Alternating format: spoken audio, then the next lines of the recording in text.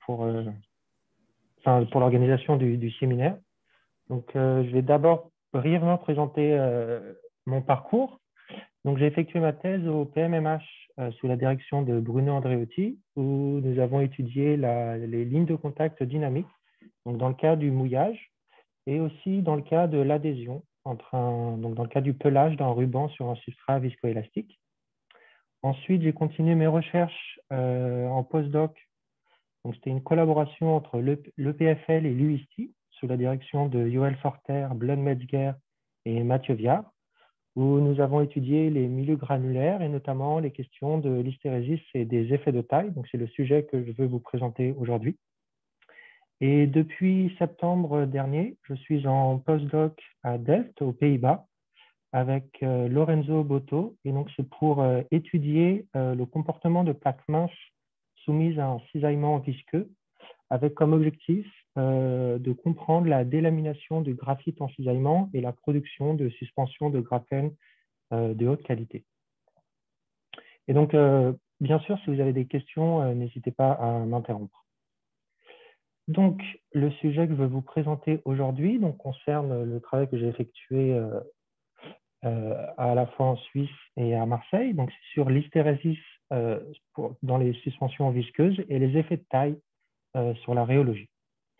Donc, premièrement, qu'est-ce que l'hystérésis pour les milieux granulaires? Donc, la vidéo que vous voyez est un tambour dans lequel on a déposé un tas de sable. Et lorsqu'on tourne le tambour à une vitesse suffisamment lente, on observe que la dynamique est intermittente, composée de deux phases. Donc, il y a une première phase où le tas de sable monte en rotation solide avec le tambour jusqu'à un angle seuil où une avalanche se déclenche. Et ensuite, l'avalanche coule et relaxe à un angle plus faible. Donc, le fait que l'angle de démarrage soit supérieur à l'angle d'arrêt est appelé hystérésis. Et cette phénoménologie a des répercussions importantes, notamment en géophysique, pour la prédiction des avalanches et des éboulis. Et une quantité importante de l'hystérésis est l'amplitude, donc la différence entre l'angle de démarrage et l'angle d'arrêt, puisque ça va déterminer le volume de matière qui va s'écouler. Du côté des modèles pour la compréhension de l'origine de l'hystérèse, donc ici, je vous mentionne deux modèles. Donc, un premier modèle très simple de particules uniques sur un fond rugueux. Donc, la particule dégringole sur les rugosités et par un équilibre entre l'énergie cinétique et l'énergie dissipée à chaque collision, ce modèle prédit l'émergence d'hystérésis. Plus récemment, il a été introduit un second modèle donc qui est fondé sur des effets collectifs. Donc, au cours de l'écoulement de l'avalanche, les fluctuations des collisions entre les particules induisent des vibrations élastiques des contacts et ce mécanisme produit un mécanisme de velocity weakening pour la rhéologie. Donc, c'est comme ça que ce modèle prédit de l'hystérèse et par une branche instable dans la rhéologie. Donc, je vais attirer votre attention sur le fait que ces deux modèles contiennent comme ingrédient primordial l'existence d'inertie. Dans la littérature, il existe une expérience qui a sondé l'effet de l'inertie sur l'hystérésis. Donc, le rapport entre inertie et viscosité est appelé nombre de Stokes. Et le nombre de Stokes dépend de la taille des grains, petit d, de la densité du liquide, de la densité des particules et de la viscosité du liquide dans lequel sont immergés les grains. Et donc, ils ont réalisé des expériences en tambour tournant. Donc, premièrement, pour des grains secs, où donc ils se sont placés dans le régime où on observe une dynamique intermittente. Donc, vous avez ici la mesure de l'angle en fonction du temps, qui a la signature caractéristique en dents de scie. Donc, ici, les grains secs correspondent à un système inertiel. Donc, le Stokes est largement supérieur à 1. Et ils ont mesuré une amplitude de l'hystérèse de l'ordre de 3 degrés. Ensuite, l'observation qu'ils ont faite, c'est que quand ils diminuaient le nombre de Stokes, c'est-à-dire en immergeant les grains dans un liquide visqueux, ils ont observé que l'amplitude des dents de scie était diminuée. Ce qui amène à formuler la question, et aussi au vu des modèles existants, c'est est-ce que si on supprime l'inertie, on arrive à supprimer l'hystérèse? Et donc, c'est ce questionnement qui a motivé la première étude que je vais vous présenter. Et donc, on a réalisé premièrement une expérience en tambour tournant avec des billes de verre millimétriques immergées dans l'eau. Et donc, le Stokes est de l'ordre de l'unité. Donc, en se plaçant dans le régime intermittent de faible rotation, on mesure la variation de l'angle en fonction du temps. Et donc, on observe cette signature caractéristique de l'hystérèse. Et ici, on mesure une amplitude de l'ordre de 1 degré qui, reportée dans le graphe précédent, confirme les précédentes mesures. Donc ensuite, on a voulu diminuer le nombre de Stokes. Donc pour cela, on a mélangé une huile miscible à l'eau. Donc on a réussi à diminuer le nombre de Stokes d'un facteur 100. Et la surprise a été qu'on observe de l'hystérèse et surtout avec une très grande amplitude. Donc si on reporte le point, donc c'est le point vert, on voit que c'est en complète contradiction avec la précédente compréhension de l'hystérèse. Donc ça nous amène à nous orienter vers un autre paramètre pour comprendre l'hystérèse, et c'est un paramètre qui avait été introduit dans la littérature, qui est la friction entre les particules. Mais il faut savoir que contrôler la friction entre les particules de manière expérimentale est très difficile. Et donc l'astuce que nous avons utilisée, c'est d'utiliser une suspension de particules qui possède une force répulsive entre les particules. Et donc, on a utilisé une suspension de particules de silice pur dans l'eau. Et donc, la silice a pour propriété chimique de se charger négativement. Donc, ici, vous avez une image des charges en surface autour de la bille. Donc, les billes que nous avons utilisées font 25 microns de diamètre. Et donc, de cette charge de surface, il résulte une répulsion électrostatique entre les particules, dont la portée est caractérisée par la longueur de Debye et dépend de la concentration ionique de l'eau. Et dans l'eau pure, cette portée de répulsion est de l'ordre de 1 micron. Donc, on a utilisé ce système dans l'eau pure pour mesurer l'angle d'avalanche en tambour tournant. Donc, c'est la figure que je vous présente ici. Donc, premièrement, je m'intéresse à ce point-là. Donc des concentrations très faibles en sel. Et on a mesuré un angle d'avalanche de 6 degrés, donc ce qui est une valeur très faible. Et en fait, c'est très proche de la valeur que Penaud et Roux avaient obtenue en simulant des particules non frottantes. Et donc, l'interprétation qu'on a, c'est que dans l'eau pure, la longueur de Debye est supérieure aux rugosités des particules, et les particules n'arrivent jamais en contact et se comportent véritablement comme des sphères non frottantes. Ensuite, à mesure qu'on augmente la concentration en sel, la longueur de Debye diminue jusqu'au point où les rugosités entrent en contact, et cela se traduit par une augmentation de l'angle d'avalanche qui atteint des valeurs de 22 degrés, donc c'est des angles d'avalanche caractéristiques pour les particules frottantes. Donc si on a avec un même système, on est capable de contrôler la friction interparticulaire. Donc maintenant, on va se demander avec nos deux systèmes, frottant et non frottant, quels sont les effets sur l'hystérèse. Donc ici, je vous présente une vidéo d'un tambour tournant avec les particules de silice dans de l'eau salée. Donc en blanc, vous avez le tas de particules et le tambour est complètement rempli d'eau. Donc la partie noire ici, c'est de l'eau. Et donc on observe ici donc, une faible rotation. On observe le régime intermittent et donc la mesure de l'angle en fonction du temps, montre cette signature caractéristique des dents de scie et on mesure une amplitude finie pour l'amplitude de l'hystérésis. Et donc maintenant, la surprise, c'est lorsqu'on a utilisé de l'eau pure, et donc pour des particules non frottantes, et cette fois-ci, la dynamique est complètement différente puisqu'on observe que l'écoulement est stationnaire. Il n'y a pas de régime intermittent, ce qui se traduit par le fait que l'angle en fonction du temps est complètement constant. Donc en fait, en supprimant la friction entre les particules, on a aussi réussi à supprimer l'hystérésis. Donc c'est la première fois qu'on a un système granulaire qui ne présente pas d'hystérèse. Donc ensuite, on a réalisé ces mesures pour différentes concentrations, ce qui confirme que dans la zone où les particules sont non frottantes, on a absence d'hystérèse, donc zéro hystérésis, et dès que les particules deviennent frottantes, on a une amplitude finie de l'hystérésis. Et donc, il est intéressant de reporter les points pour ce système, puisqu'ils sont tous effectués à un nombre de Stokes constant. Et donc, c'est les points ici que vous voyez, les cercles noirs. Et donc, ce qui montre que la compréhension de l'hystérèse en fonction du nombre de Stokes est complètement erronée, et qu'en fait, l'ingrédient clé pour qu'un système soit hystérétique n'est pas l'inertie, mais la friction interparticulaire. Donc ça, c'est le premier résultat important de cette étude. Et pour continuer dans la compréhension de l'hystérésis, on s'est posé la question de quelle est la signature rhéologique, puisque l'hystérésis, dans de nombreux travaux, est interprétée par une rhéologie particulière. Et donc ici, on s'est demandé pour nos deux systèmes, flottants et non flottants, quelles sont les différences pour leur comportement rhéologique. Donc il faut savoir que pour les matériaux granulaires, la rhéologie est représentée de la manière suivante. Donc c'est mu, le coefficient de friction macroscopique, qui est défini comme le rapport de la contrainte tangentielle sur la contrainte normale, en fonction de J, le nombre visqueux, qui n'est rien d'autre que le taux de cisaillement adimensionné.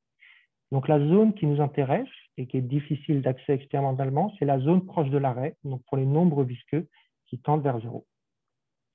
Donc pour mesurer la rhéologie, on peut utiliser la même géométrie du tambour tournant. Donc ici, vous avez une représentation de la profondeur d'écoulement avec H, la profondeur d'écoulement, et VS, la vitesse de surface, et θ, l'inclinaison de l'avalanche. Et donc, sous l'hypothèse de quasi-stationnarité, on peut écrire l'équilibre des forces qui nous donne que la contrainte tangentielle proportionnelle au sinus de l'angle et que la pression granulaire est proportionnelle au cosinus de l'angle. Donc, pour extraire le coefficient macroscopique de friction, il suffit juste de mesurer la tangente de l'angle et j'ai effectué cela de manière optique. Ensuite, pour extraire le nombre visqueux, et donc on a estimé le taux de cisaillement moyen comme la vitesse de surface divisée par l'épaisseur d'écoulement. Et suite aux observations, l'épaisseur d'écoulement s'est avérée quasi constante pour l'ensemble des paramètres et on l'a fixée à de l'ordre de 50 tailles de grain. Donc ensuite, pour exprimer la vitesse de surface, on s'est placé dans deux régimes. Le premier régime d'écoulement stationnaire où par conservation de la masse, la vitesse de surface est proportionnelle au taux de rotation du tambour, oméga. Et un second régime où les avalanches relaxent, la vitesse de surface est proportionnelle à la variation de l'angle. Donc maintenant, je vais vous présenter les mesures stationnaires. Donc ici, pour le système non frottant, j'ai imposé des rampes de vitesse de rotation décroissante. Donc ici, du violet au jaune, la vitesse de rotation diminue. Et pour chaque valeur, on observe un angle stationnaire qui diminue. Donc, on peut traduire ces données en représentation rhéologique, donc mu en fonction de J. Et donc, on observe une relation monotone sur l'ensemble des décades mesurées. Pour le système frottant, cette fois-ci, le comportement est très différent. Donc, toujours en variant la vitesse de rotation. Donc, pour des valeurs de vitesse de rotation plutôt élevées, on observe toujours des plateaux stationnaires. Donc, en représentation rhéologique, ça donne ces points-ci. Donc, on voit une variation monotone.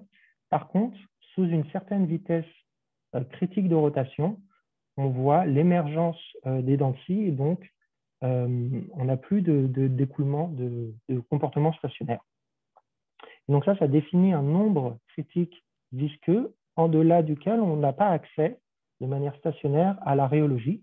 Et comme on connaît la valeur start de démarrage, qui est beaucoup plus haute, on suppose qu'entre ce minimum et le point de démarrage, il y a une courbe instable qui explique l'hystérèse.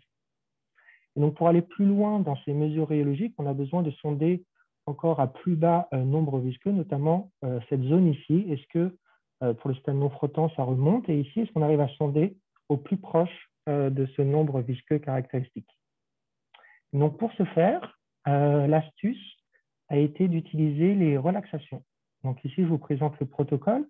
Donc, premièrement, pour le système non frottant, donc on démarre d'un régime stationnaire où la vitesse de rotation est constante. donc ici égale à 10 puissance moins 3 degrés par seconde, et à t égale 0 sur le graphe, on arrête la rotation du tambour et on observe la relaxation de l'avalanche. Donc l'angle diminue en fonction du temps. Et cette relaxation ici est très longue, de l'ordre de 2 heures. Et le point important, c'est que cette relaxation est asymptotique vers l'arrêt. Et au cours de cette relaxation, on peut mesurer mu, qui est la tangente de l'angle, et le nombre visqueux, qui est estimé par la variation de l'angle en fonction du temps. Donc on peut traduire ces données de relaxation en rhéologie, et donc ça donne ces points-ci. Et donc on voit qu'on arrive à sonder jusqu'à 3 décades en dessous du dernier point stationnaire, et on observe toujours une variation monotone qui tend vers J égale à 0. Pour le système frottant, la relaxation est très différente. Donc, toujours en partant d'un régime stationnaire, à t égale à 0, on arrête la rotation du tambour. Et cette fois-ci, la relaxation est très rapide, de l'ordre de 1 minute. Et le point crucial, c'est qu'on a un arrêt en temps fini. Comme ici, vous voyez, il y a une asymptote finie quand on arrive à 0. Et donc, traduit en rhéologie, cette relaxation donne ces points-ci. Et donc, le point important, c'est qu'en fait, le dernier point correspond au nombre critique qu'on avait déterminé précédemment par les mesures stationnaires, donc ce qui confirme l'idée qu'il y aurait une branche instable entre ce minimum et le point de démarrage. Ici, je vous présente l'ensemble des données compilées que j'ai effectuées pour les deux systèmes, non frottant et frottant. Donc en gris, ce sont les résultats pour le système non frottant. Donc les gros marqueurs représentent les points stationnaires et les petits marqueurs représentent les points issus des relaxations. Donc le fait qu'ils se recouvrent valide a posteriori l'hypothèse de quasi-stationnarité que j'ai utilisée. Et donc on observe pour les points gris une relation, un comportement monotone sur l'ensemble des décades mesurées. Et ensuite, on peut extraire l'exposant de la loi de puissance. Et donc, c'est la première fois qu'on peut mesurer l'exposant de la loi de puissance de la rhéologique pour un système non frottant expérimentalement. Et on trouve une valeur de 0,37, ce qui est très proche d'une précédente prédiction théorique. Et donc, ce qui confirme le protocole expérimental et la compréhension qu'on a sur les systèmes non flottants. Et ensuite, en vert, c'est la courbe rhéologique pour le système frottant qui est très différente et qui met en évidence l'existence d'un nombre visqueux caractéristique et qui, en dessous duquel la rhéologie est instable. Et donc, c'est comme ça qu'on interprète l'émergence de l'hystérèse, c'est par cette rhéologie non monotone.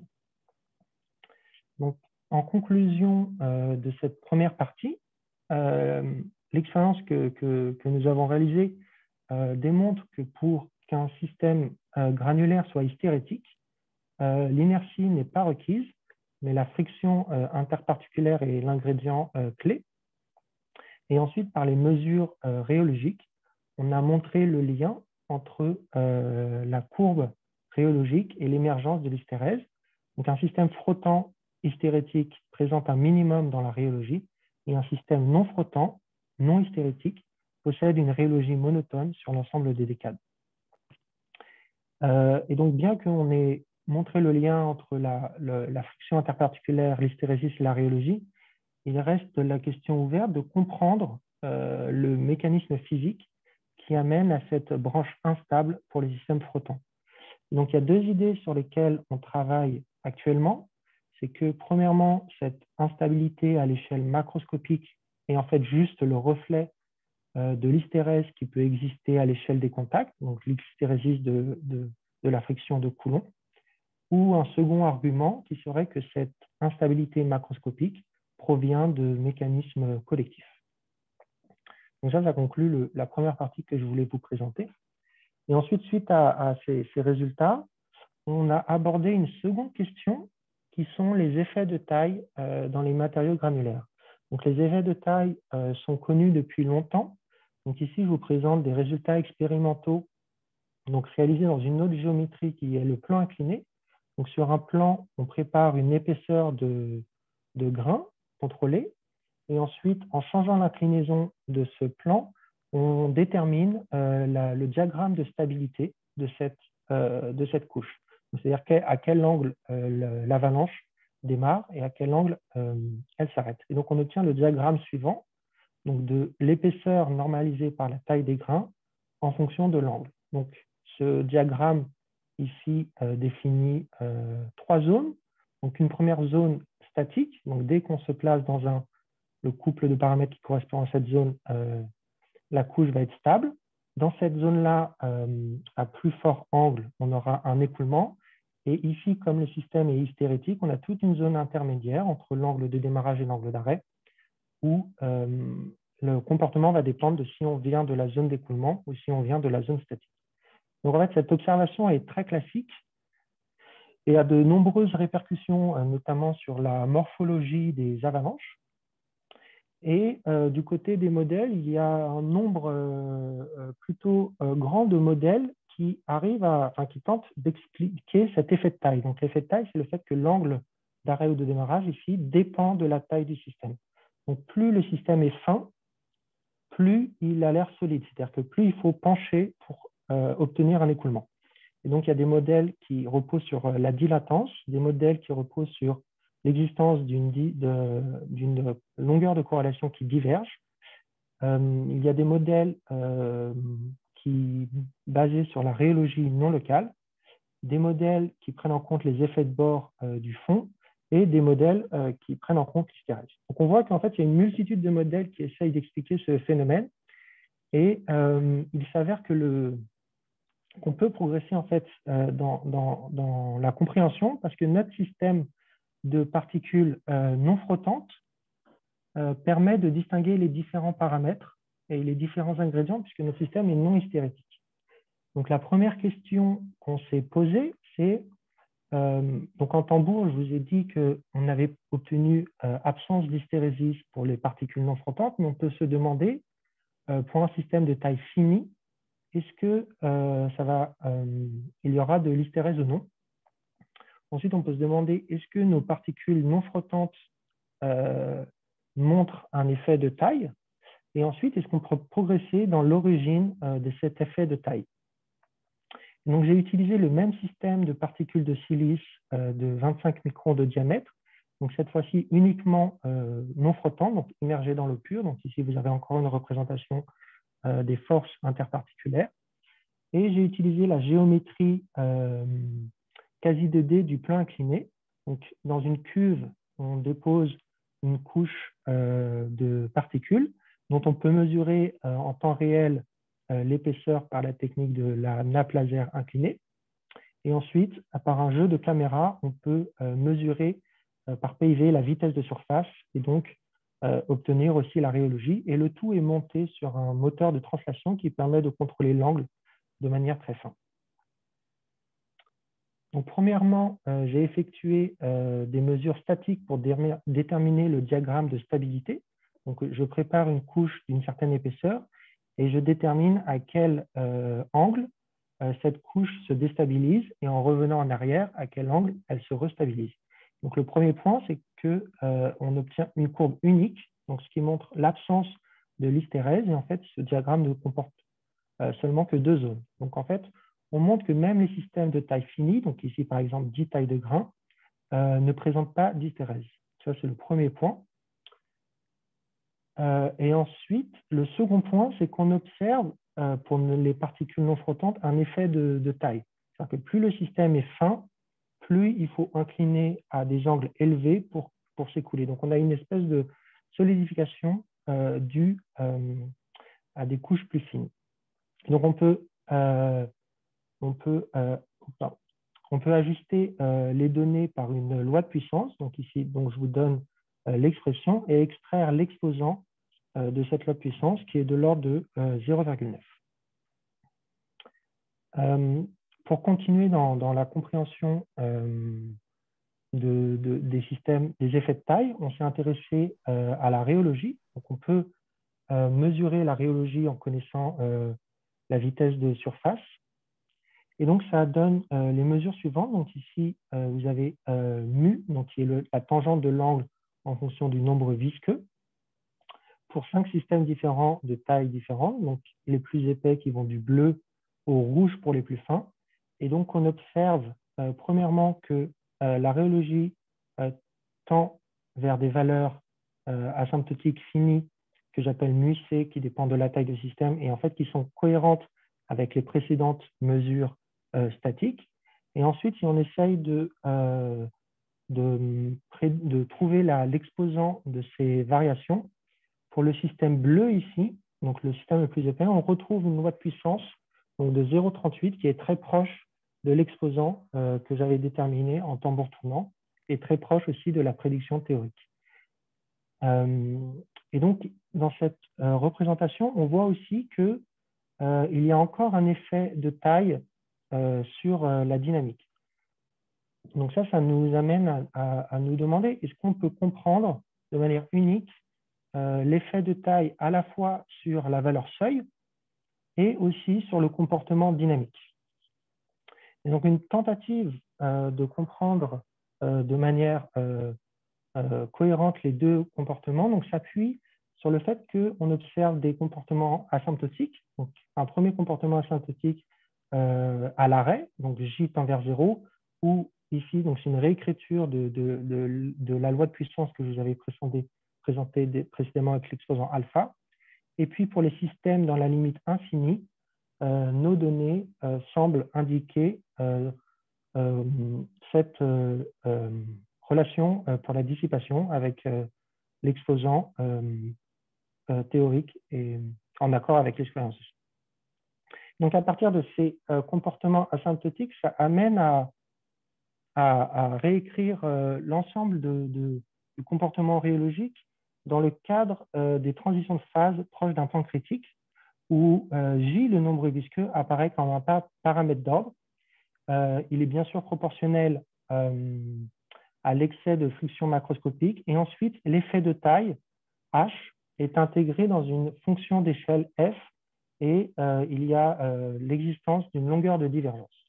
Et donc, pour l'instant, on ne connaît pas l'origine de la longueur de divergence, mais on peut réécrire cette expression en l'inversant, donc de la manière suivante, donc delta mu en fonction de J.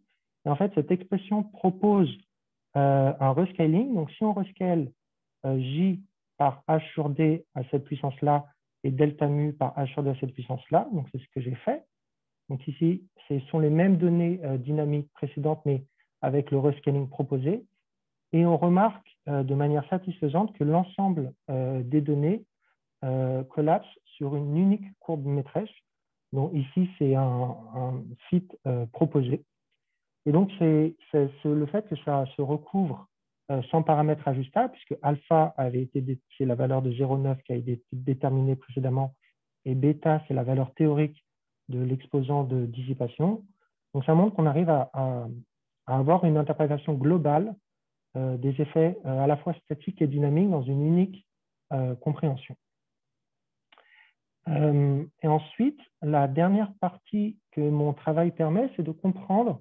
Donc, j'ai introduit une longueur de divergence pour la transition de phase proche du point critique. Donc, mon travail permet d'apporter des éléments pour comprendre l'origine de cette longueur de divergence.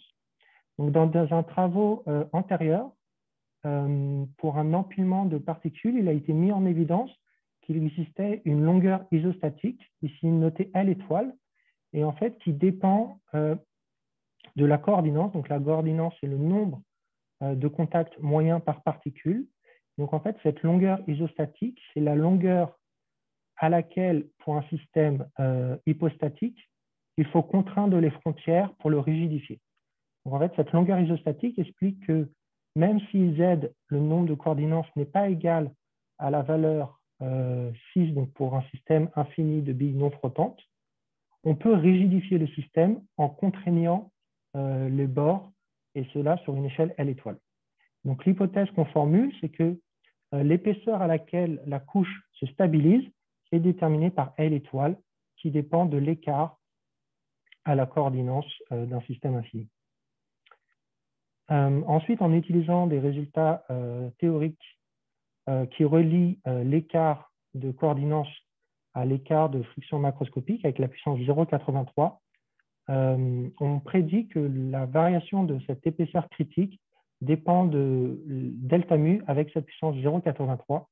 Et donc, cette interprétation est en accord avec l'observation expérimentale, puisque j'ai mesuré 0,9, plus ou moins 0,1, pardon, ici, c'est 0,1.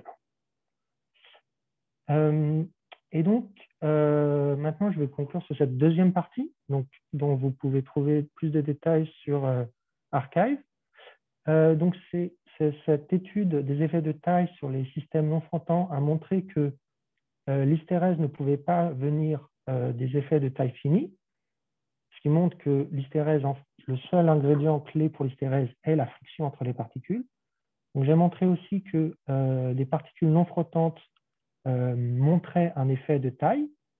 Ensuite, par une étude de la statique et de la dynamique, j'ai proposé une interprétation globale avec le cadre d'interprétation des transitions de phase, ce qui a permis d'identifier une longueur caractéristique pour les milieux granulaires proches de la transition, qui est la longueur isostatique. Et avec ça, je vous remercie beaucoup pour votre attention. Et si vous avez des questions, je serai heureux d'y répondre.